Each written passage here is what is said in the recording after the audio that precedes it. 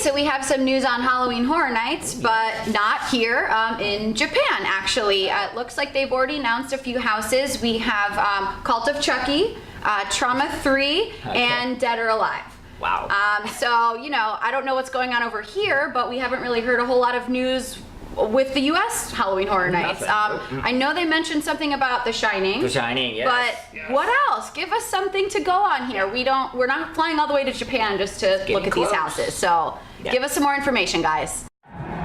Clive Barker fans, rejoice! Great news regarding Nightbreed. What? Nightbreed? Yes, Nightbreed. I know what you're saying. Now let's back up a minute here. For those who aren't aware, you know, Clive Barker's history with movies has been more of a roller coaster than anything else. Rawhead Rex? Ooh, definitely down one. Hellraiser 1 and 2, the absolute peak.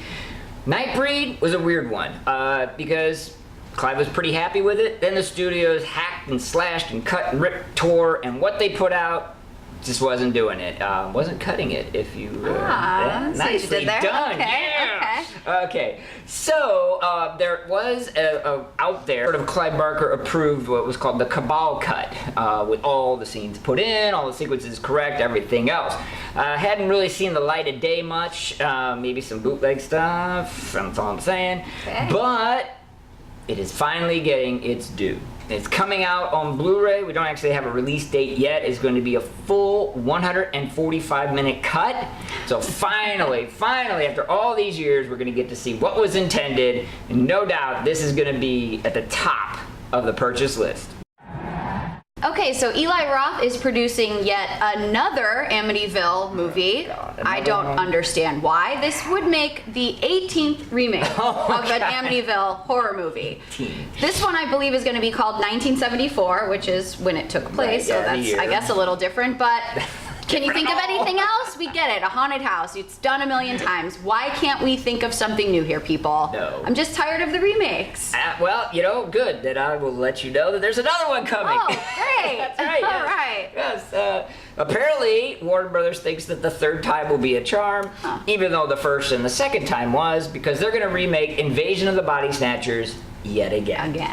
Okay, so we've got the 1956 version, classic, 1978 version, which is one of the rare remakes that actually is considered to be very good and very enjoyable, not superior or anything like that. Right. Okay, so that's great, and we're gonna do another one, but it's not great, and we've mentioned this before, but the bottom line is how many movies have there been where something, be it alien, ghost, whatever else, takes over a person's body and makes them do things? It's done to death, right? So is slapping the Invasion of the Body Snatchers name on it going to make it great, alter it? No, it isn't. It's going to be the same thing over and over again. My only concern, and brought it up before, is will the idiots stop going to see these things? That's all I'm asking. If we stop going to see them, they will stop making them. You know, it's pretty simple.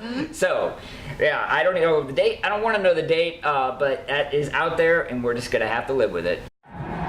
Okay, Funko fans, we have more releases on some of the new characters.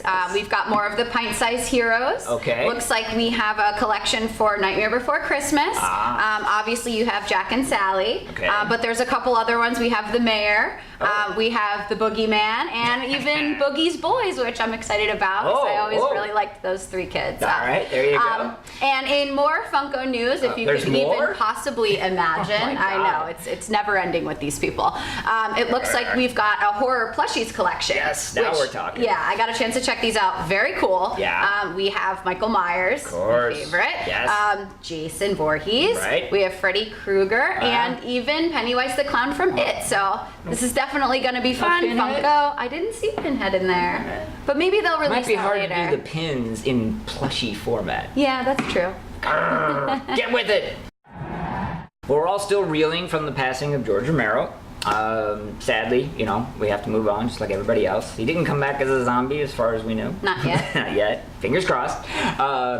Because he has 4 screenplays completed, done, ready to go. One of them Road of the Dead. Actually, was co-written with his longtime stuntman, actually, and co-writer, Matt Berman. And Matt is out there hustling and bustling, trying to raise up some funding and capital to get this thing made.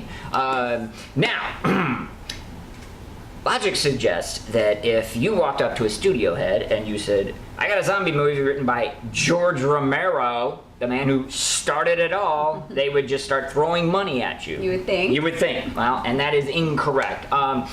George had actually said this in an interview about a year or two ago, and I even ran into him at a convention one time and heard him kind of talking about it. And that is that what he likes to make, and did make with Night of the Living Dead, is what he would call socially conscious zombie movies. So yes, there's zombies in it, but they are there for a reason. He's trying to make some kind of point, some kind of commentary.